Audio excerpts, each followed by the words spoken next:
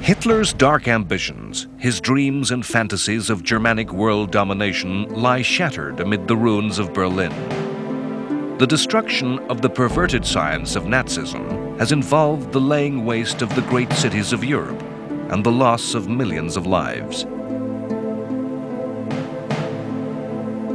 The spring of 1945 has seen Soviet armies rampage mercilessly through eastern Germany, enacting an orgy of sadistic revenge upon the people of the Third Reich. In the skies of Germany, the true strength of air power has been proven, as American flying fortresses and British Lancasters fly unopposed and unchallenged to systematically rain destruction, city by city.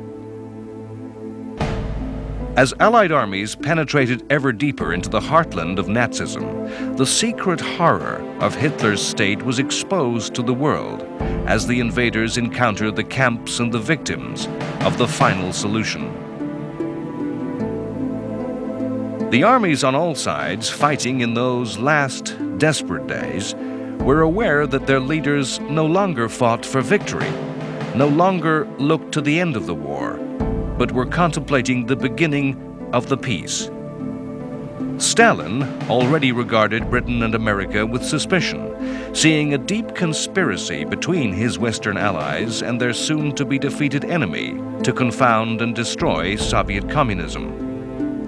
Already, the leaders of Britain and America did fear an expansionist Soviet Union that would seek to replace Nazism with another totalitarian dictatorship across a European empire. In the eye of the storm of flame and smoke that had engulfed his capital, Hitler had died by his own hand. Italian dictator Mussolini was executed, his body set to hang in public humiliation. As the people of America and Britain rejoiced in the streets, celebrating victory in Europe, already the battlegrounds of Europe were being prepared for a new confrontation. On the other side of the world, men still fought. There was still suffering. There was still World War.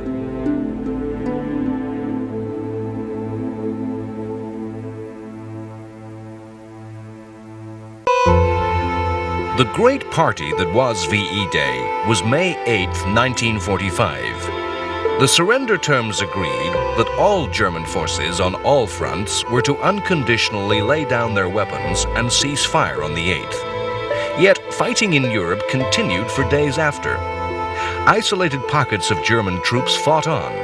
Far behind the front line of fighting, deep in occupied France, fortress garrisons of German soldiers left as far behind as the Atlantic coast continued to hold out. These forces were surrounded and isolated and had been bypassed by the Allies as strategically unimportant in the big picture of the war. These troops were to surrender days after the official end of the war. In the East, Stalin did not accept the surrender, and he demanded that a separate peace be made. In fact, Russian soldiers were ordered to carry on fighting even after this Eastern truce. They pushed deep into Czechoslovakia, aiming to extend the area of territory that would fall under communist domination. It was 3 days after the supposed surrender that the Russians ceased fighting. By then, the Soviet forces had liberated the Czech capital city of Prague. Amongst the Nazi soldiers who fought in this last battle were a large contingent of ex-prisoners of war, former Soviet soldiers who had changed sides to fight against Stalinism. Millions of Soviet citizens had seen the Nazis as liberators. The fate of these men in the peace was to be grim: execution for the officers, long incarceration in the Gulag for the ordinary soldier.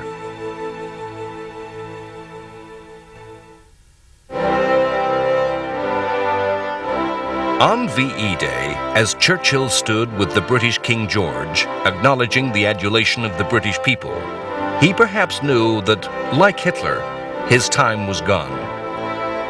Churchill had come to power in the direst days of the war, as a man unassociated with the appeasement of the 1930s. Churchill's defiant and stubborn will to resist had been the only weapon in Britain's arsenal for much of 1940. He kept the war alive when it would have been easy to give in to Hitler. Churchill's scheming to somehow bring America into the war had led to the ultimate defeat of Nazi Germany. Churchill wanted the wartime government, a coalition of all British political parties, to continue into the peace. The British Labour Party refused. Churchill was forced to resign, and a general election was called. Despite being cheered wherever he went, Churchill's Conservatives were destroyed in the poll, with the Labour Party winning a massive majority in Parliament. Churchill had been a disastrous peacetime politician and was too close to the policies of the 30s that had brought poverty and mass unemployment. The mood in Britain was that the war had been fought to win a better future, and that the new peacetime world had to be better than the 1930s. Thus it was that in the last days of the war and the coming peace, Britain's Prime Minister was to be Clement Attlee, a small and quiet man, in many ways the exact opposite of all that Churchill was.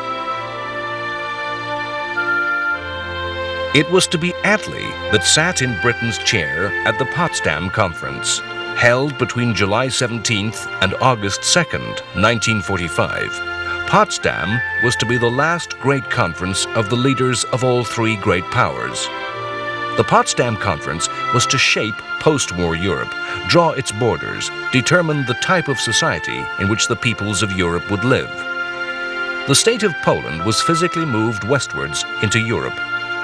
The USSR took eastern Poland. Poland was compensated by territory taken from eastern Germany. The Potsdam Communique described the move as temporary, pending a final peace conference. It authorized the ethnic cleansing of millions of Germans who were expelled westward. In fact, that final settlement was not to come, and the new map was not accepted by Germany until 1990 and the final withdrawal of Soviet armies. It's often forgotten that even in July 1945, the Soviet Union and the Empire of Japan were actually at peace. It was via Moscow that the Japanese had made requests for peace to America and Britain. Japan wanted a negotiated peace. The Potsdam Conference told Japan there could be no question of an honorable, face-saving peace, that their surrender would have to be unconditional, that the Japanese government would be removed, Japan occupied and stripped of colonies, that Japanese leaders would face trial for war crimes, and, above all, that Japanese society would be forcibly modernized and democratized.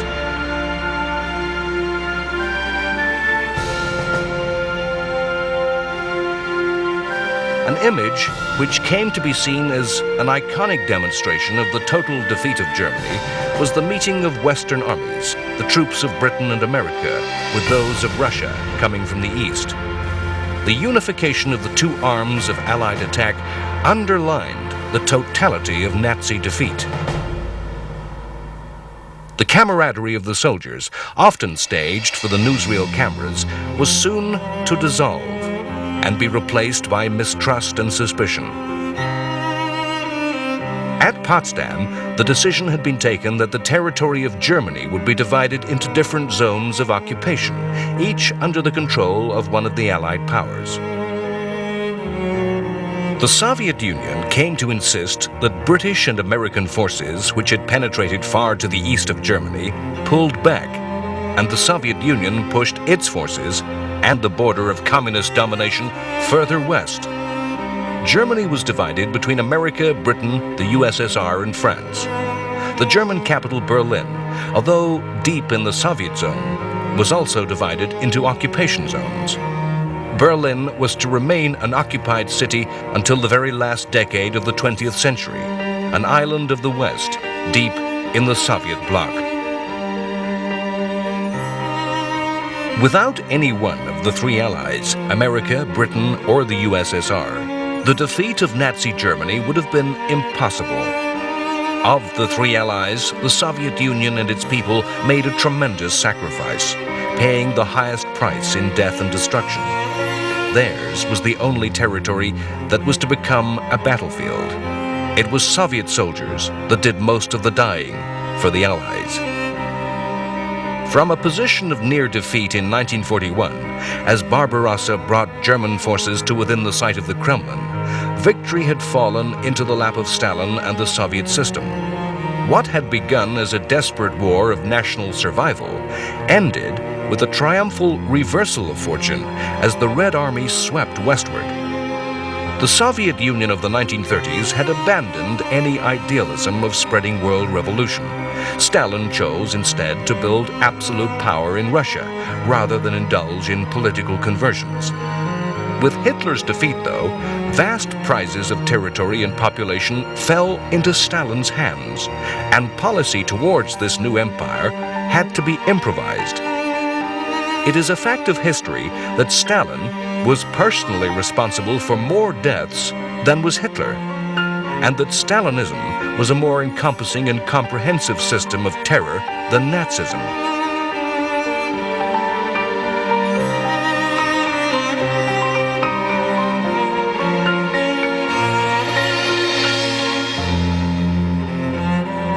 Winston Churchill contributed a legendary phrase to the language of the world when speaking at Fulton, Missouri.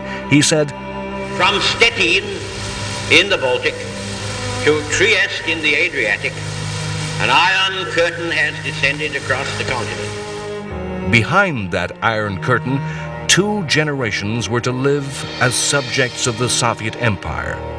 Eastern Europe was to be an unhappy place from which its citizens sought only to flee. As Europe resumed normal life and contemplated the peace, the war in the Pacific reached its conclusion, and Japan was to reap the final fruit of its militarism and aggression. In August 1945, a single action, a single aircraft, changed history.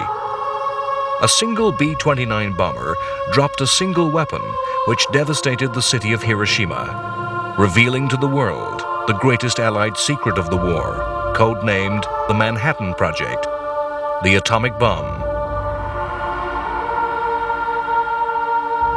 The nuclear weapon was built to be used against Nazi Germany, against the fear that German scientists, the discoverers of nuclear fission, were also building a bomb. As we look at the haunted and ghostly ruins of a city eliminated in an instant, we must contemplate that even in the spring of 1945, with Americans and British across the Rhine and Russian guns in earshot of Berlin, a German nuclear bomb dropped on a masked Russian army group. A nuclear-tipped V-2 missile fired at London. A nuclear V-2 launched from a U-boat at New York. For the Germans had designed that technology, would even at that last desperate late stage have reversed the fortune of war and brought Nazi victory. Germany had in fact neither the industrial resources nor the quantity of scientific expertise to build the bomb. Many of the scientists who built the bomb for America were themselves European exiles from Nazism. The Manhattan Project has a complete history of its own. An enormous enterprise that involved the construction of vast industrial plant and the labor of more than 600,000 industrial workers. By the time the first bomb had been tested in the desert of New Mexico and bombs were ready for use, Germany had already been defeated. History must ask why the bomb fell upon Japan. The lessons of fighting at Iwo Jima and Okinawa showed that Japanese forces would fight to the death in defending the home islands of Japan. It is true that many thousands of American lives were to be saved by the use of the bomb. The saving of American life may in fact have been a byproduct of United States policy. It was clear that the Soviet Union was to become an enemy and that the atomic bomb would be a MasterCard in any dealings with Russia in the post-war world. The true horror and power of this weapon could not be described in words or in tests. Its awesome power, and what is more, the will to wield that strength, to unleash that horror, had to be demonstrated in war. As 78,000 lay dead or dying in the ruins of Hiroshima, a White House statement demanded that Japan surrender now, or expect a rain of ruin from the air. The Japanese gave no reply, and 3 days later, a second bomb fell upon Nagasaki. 25,000 died.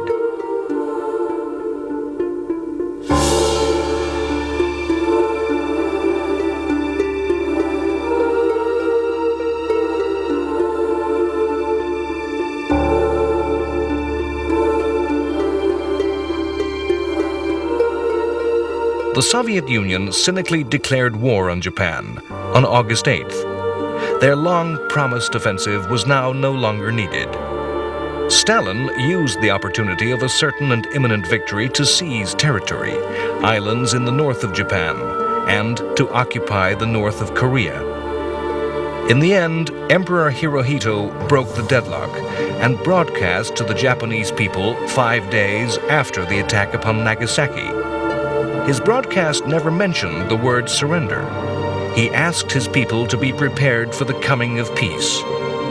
On September 2nd, in Tokyo Bay, General Douglas MacArthur took the surrender of Japanese forces.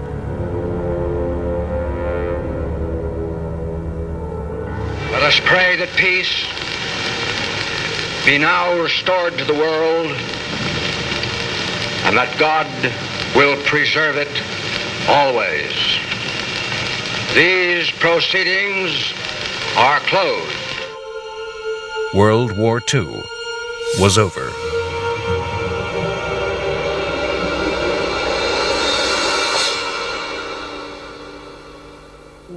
The celebration of VJ Day on August 15th, 1945, once more filled the streets of America and Britain with celebrating crowds.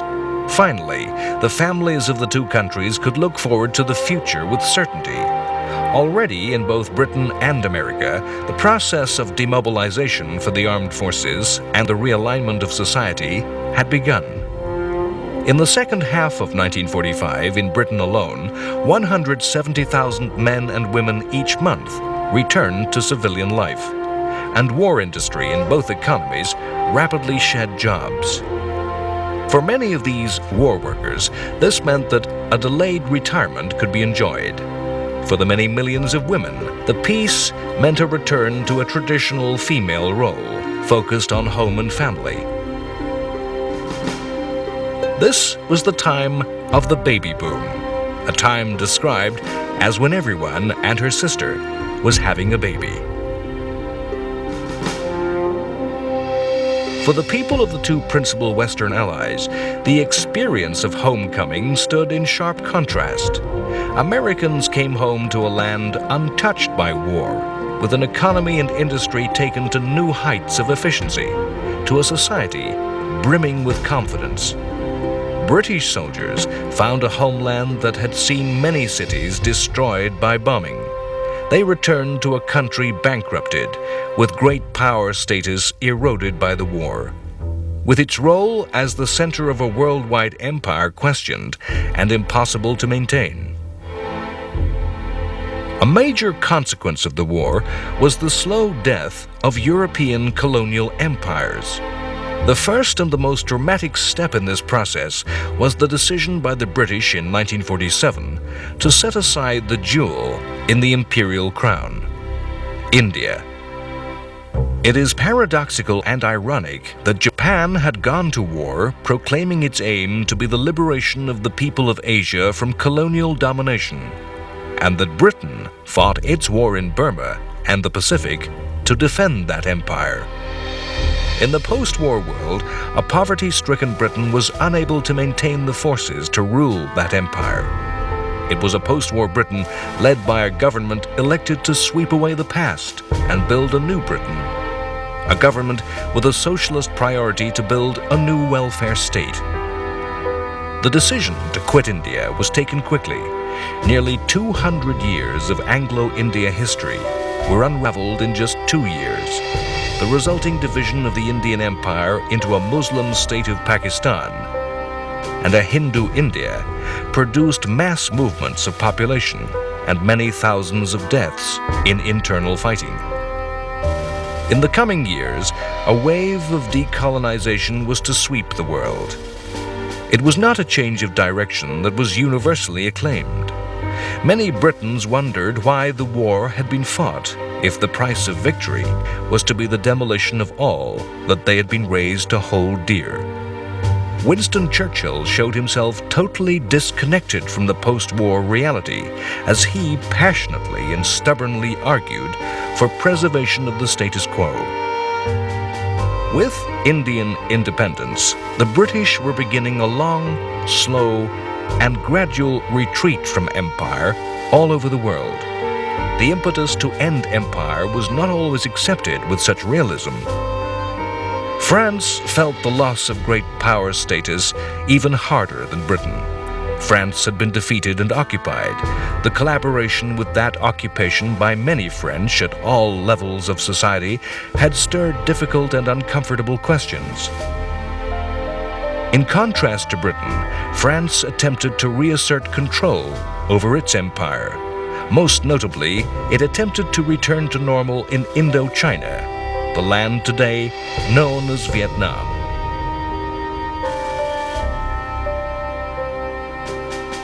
No sooner had France found peace in Europe, it embarked on a war against the Viet Minh, the National Liberation Army of Vietnam, led by Ho Chi Minh. This was to be a long and painful experience for the French that would eventually cost them 90,000 lives, and the Vietnamese people millions. Decolonization was a result of World War II, and the war was to compound this strand of history even further. Simple struggles for national independence became entwined with the Cold War, the confrontation between the Soviet Union and its former allies. The Vietnam War became a battle of the Cold War. The Viet Minh were to become the Viet Cong, communists armed by the Soviet Union, while the French came to be armed and financed by the United States. Indian independence created a massive new democratic state from the second most populous people on Earth. Because of World War, China, the largest nation on Earth, underwent a no less dramatic change, but not to democracy. China had suffered longest of all, enduring invasion and occupation since 1937. A long civil war fought between communist revolutionaries led by Mao Zedong and the nationalist government led by Chiang Kai-shek had merged into a tangle of conflict with the war against the Japanese invaders. A war of shifting alliances, of betrayal and factionalism had spread out across the vast Chinese countryside. Once the Japanese had collapsed in defeat, the Civil War resumed, and techniques of revolutionary war perfected by Mao were turned against the nationalists. Despite American backing, the result was defeat for the nationalists. The nationalists retreated to the island of Taiwan to set up a government in exile. In Beijing, Mao Zedong proclaimed the People's Republic of China, and a new thread of history sprang from the source of World War II.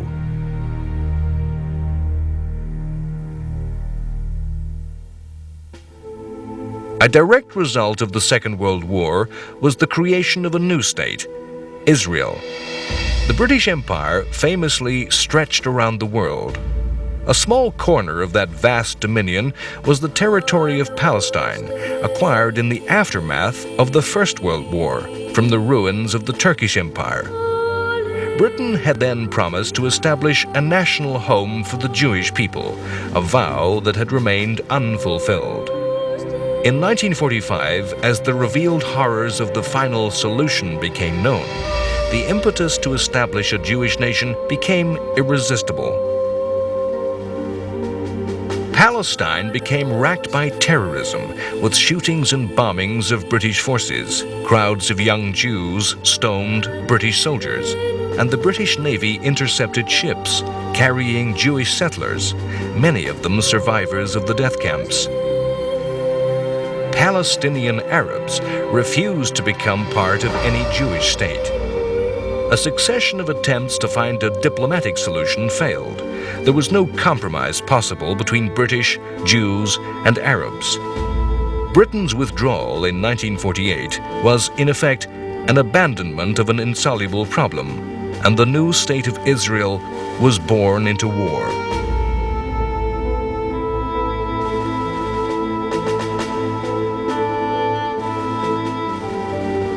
All conflicts advance both the techniques and tools of the art of war. Scientists and engineers are inspired to invent new weapons. Commanders rise to the moment and devise new types of fighting, or they grasp the potential of new weaponry to be used in classic ways. World War II was no different, bringing forth a massive arsenal of new and terrifying weapons. The World War II inventions of the ballistic missile and the nuclear bomb, when combined together, have changed all subsequent history, despite never having been used in anger.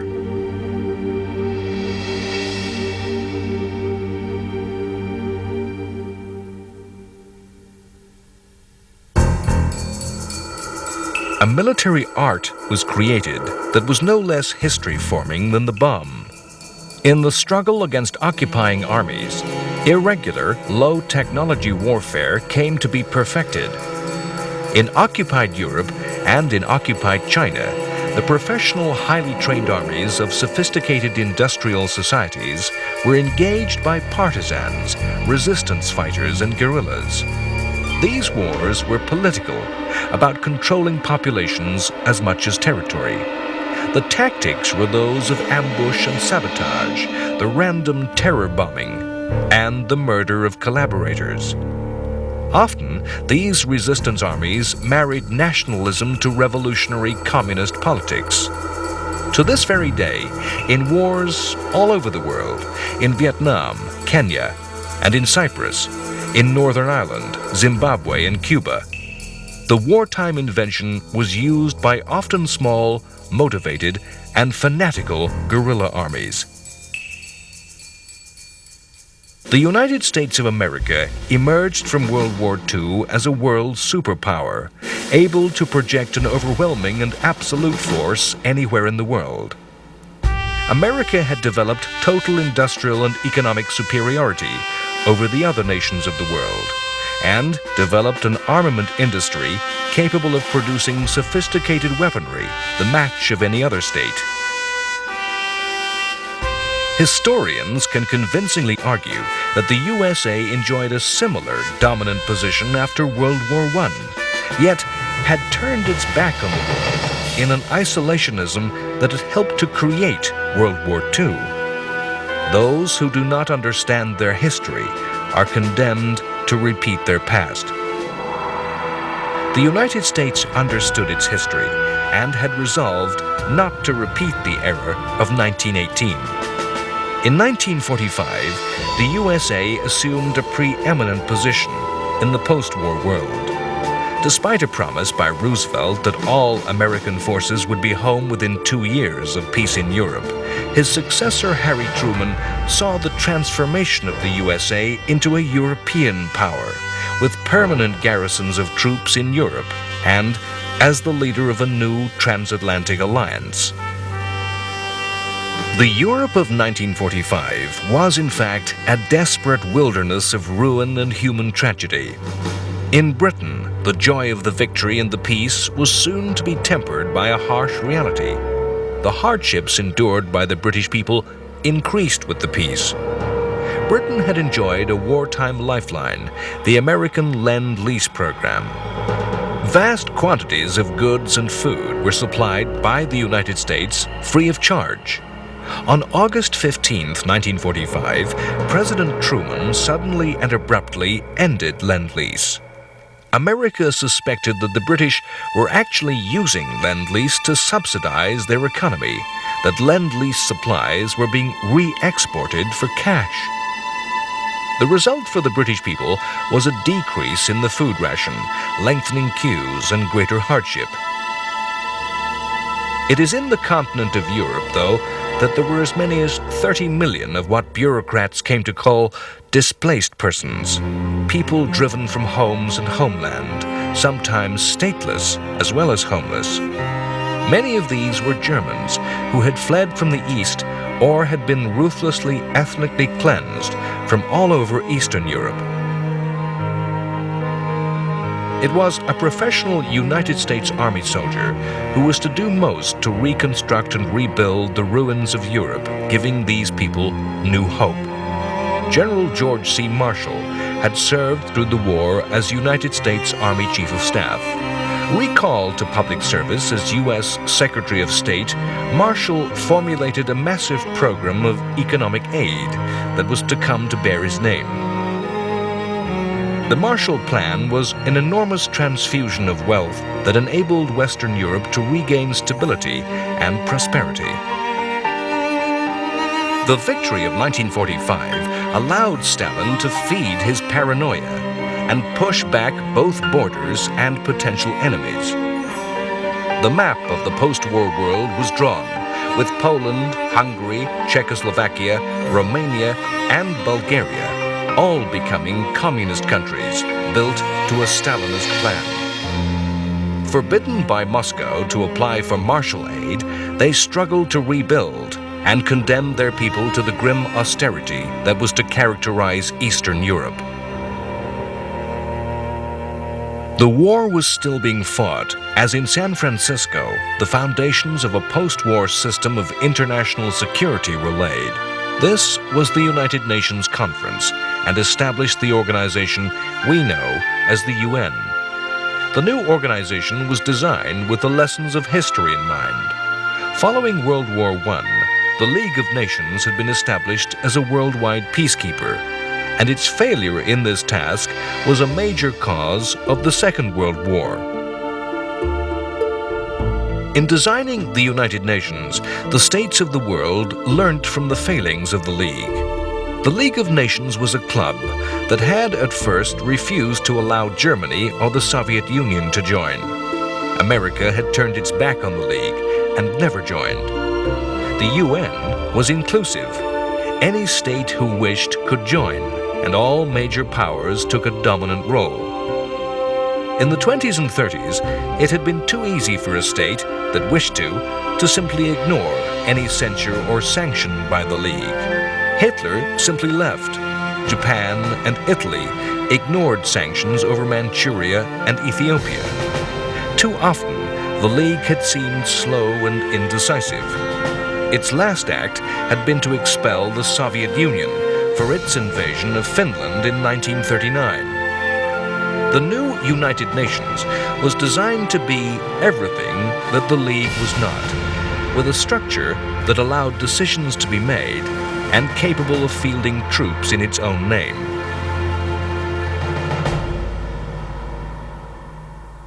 The phrase "trial of the century" is a form of words debased by cheap tabloids, as they use it to describe the bringing to justice of the common murderer. The real trial of the 20th century can only be that held at Nuremberg, Germany in 1946. The surviving Nazi leadership was brought to trial to answer for the crimes of the Reich. Like Hitler, many leading Nazis escaped justice through suicide. Those who stood trial were a mix of Nazi politicians, most notably Hermann Goering and Rudolf Hess, military officers, and civil servants and administrators. The defendants were charged with both breaking the existing international laws, such as the Geneva Convention, which prescribed the treatment of prisoners and enemy civilians, and with new charges, crimes against humanity. The trial was held before judges from all the Allies. Had history been different, how would the bombing of Germany and Japan's cities be judged?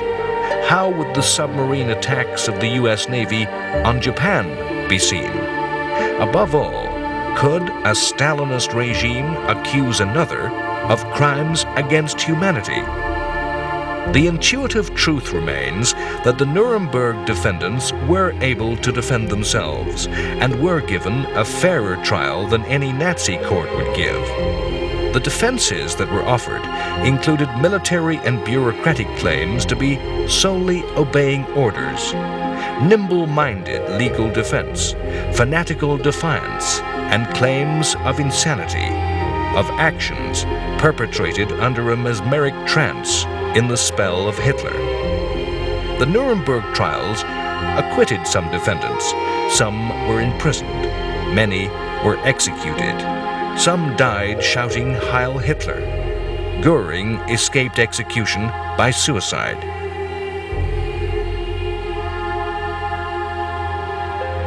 Horrors that rank alongside the final solution emerged in Asia. Japan's war criminals stood trial for crimes that included massacres of both civilians and prisoners of war, and even mass human vivisection. Again, many of these war criminals paid for their crimes with their own lives.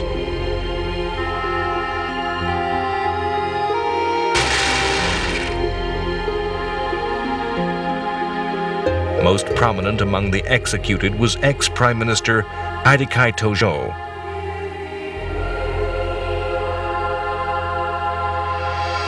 The Cold War in Europe started where World War II ended, in Berlin.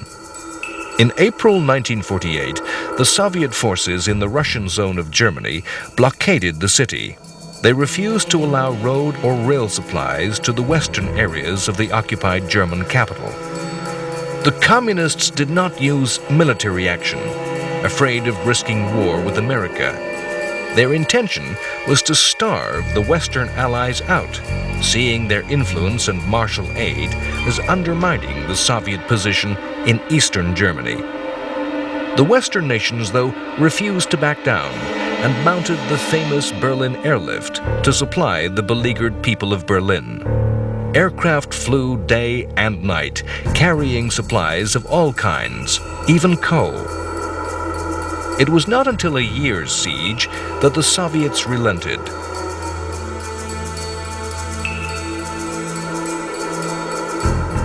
The tense standoff between the two eventually nuclear-armed factions was to dominate nearly 50 years of world history. It was a war of confrontation, intimidation, and bluff. Actual fighting was by proxy in remote parts of the world.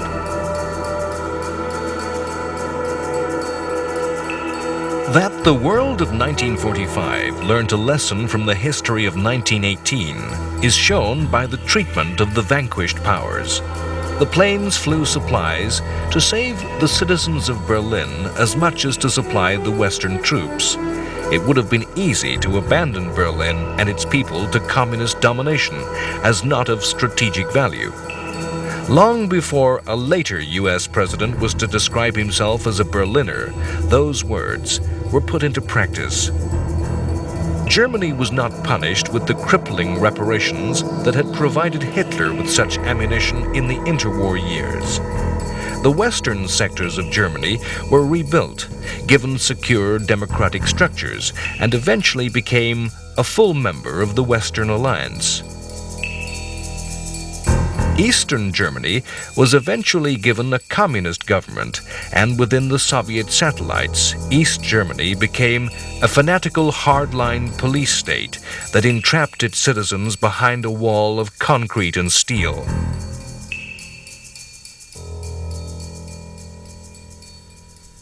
As a U.S. general was instrumental in the recovery of Europe, so it was with Japan.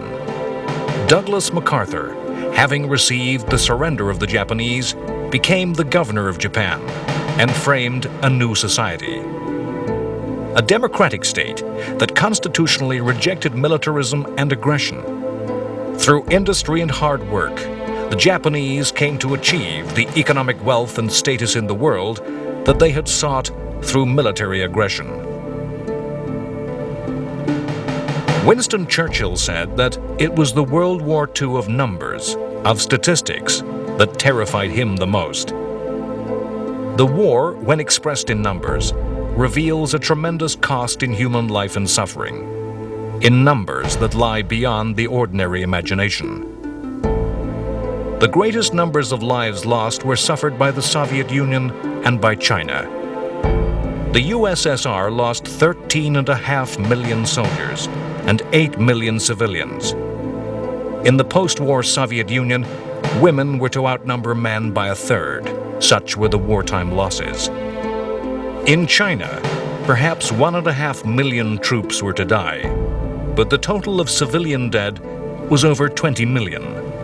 Japan's ruthless ideology of racial superiority had seen a deliberate famine sweep through China as the imperial army appropriated entire crops. The defeated nations reaped the rewards of aggression. German armed forces had reached a peak number of over 10 million men in uniform. 3.5 million of those were never to return to their homes. 2 million German civilians were to die under the weight of Allied bombing and in the dreadful last days of the war in the East. Japan's armed forces were to total nearly 6 million. Nearly half of that number, more than 2.75 million, died, as did 1 million Japanese civilians. In the occupied countries, the experience of the war would be determined by race and political ideology. Occupied France lost less than 250,000 soldiers and 173,000 civilians, many to Allied air raids. However, in occupied Poland, Nazi racist ideology, a belief system that saw Slavic peoples as subhuman and Jews as the origin of all evil, worked to its logical conclusion. 6 million Polish civilians died, 3 million of those Polish Jews, one part of the final solution.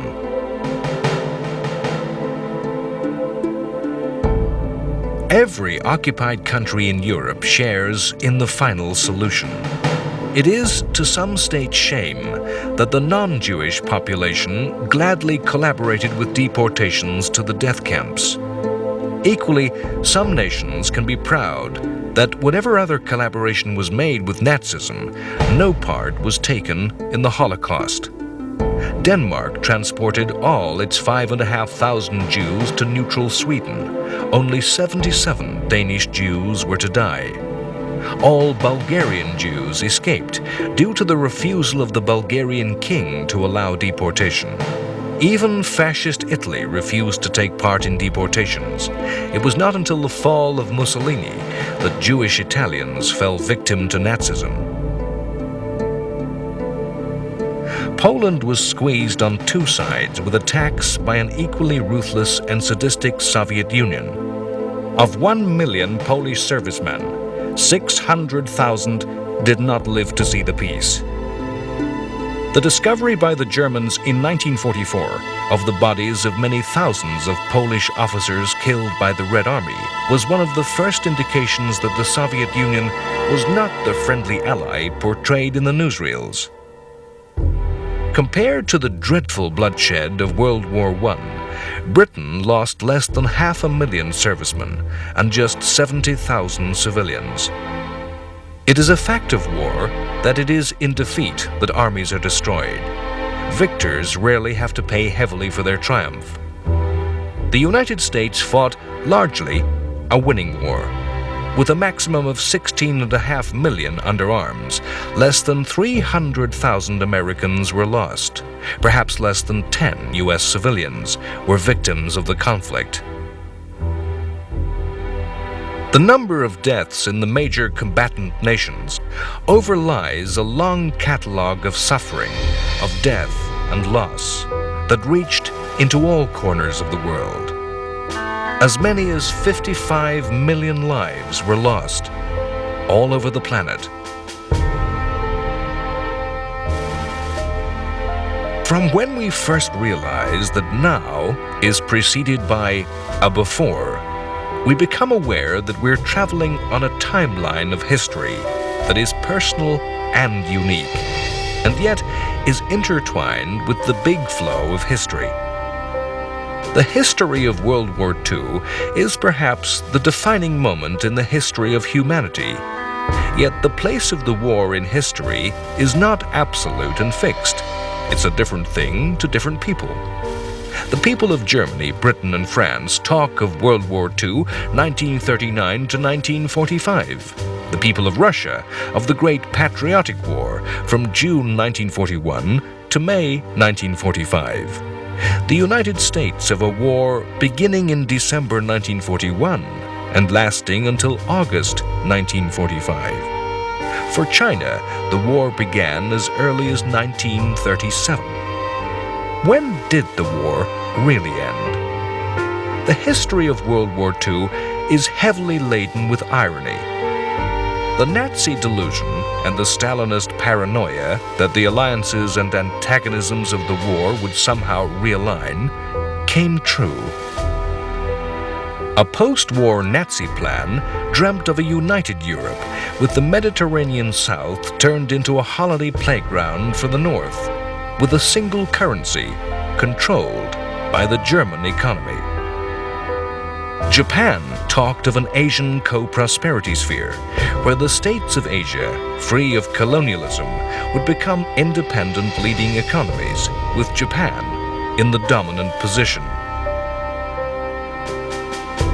The war becomes ever more remote in living memory as historians stand ever further back from the big picture of the 20th century. It may be that World War II is seen as part of a conflict that began in 1914 and ended in 1990. As the Russians finally left, as communism crumbled across Europe and a reunited Germany, a democratic Germany was allied to its former enemies in an ever closer political and economic union. There can only be a handful of people on this planet unaware that the war happened.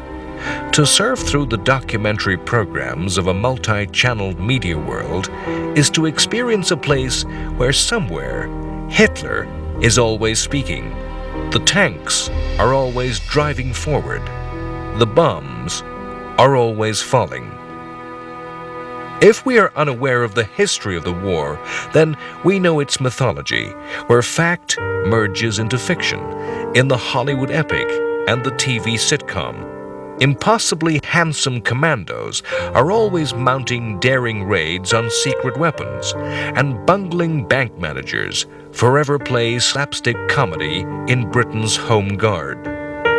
A Spitfire victory rolls in the clear English sky of 1940. For the people of Britain, the Battle of Britain was fought in the heat of a glorious English summer. That is a myth. Records detail a climate wetter and cloudier than even the normal summer.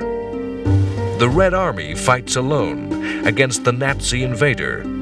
It did not. Only American boots kept the soldiers fighting. For many nations, the mythology of the war remains a definition of national identity.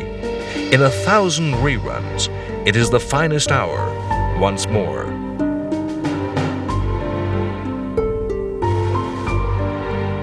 We live with the results of the war and are, ourselves, the consequences of the war. If we seek any further evidence that our timeline is entwined with that of Hitler, Churchill, Roosevelt, and Stalin, we need only look at our own family history. The war was a time of passionate and hurried marriage, of shattered expectations, of futures and dreams lost with boys who never returned, of moments seized right here and right now for fear that happiness might be lost forever. Many of us owe our ancestry to the war, to parents, grandparents, and great-grandparents who met because of the war. Evil will always be present in the world. Its eradication is not in the power of men. Yet, if there was ever an action by men that aimed to eradicate evil, it is that war waged upon Nazi Germany by Britain and America. The history of the war is a complicated weave of the politics of national self-preservation and of power games.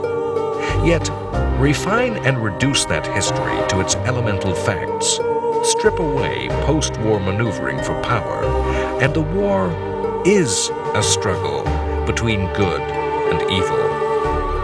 The world will never be free of wicked men who will arise, and through sheer aggression and envy, tap into prejudice and the basest of instincts. These men will start wars and will perpetrate terrible cruelties.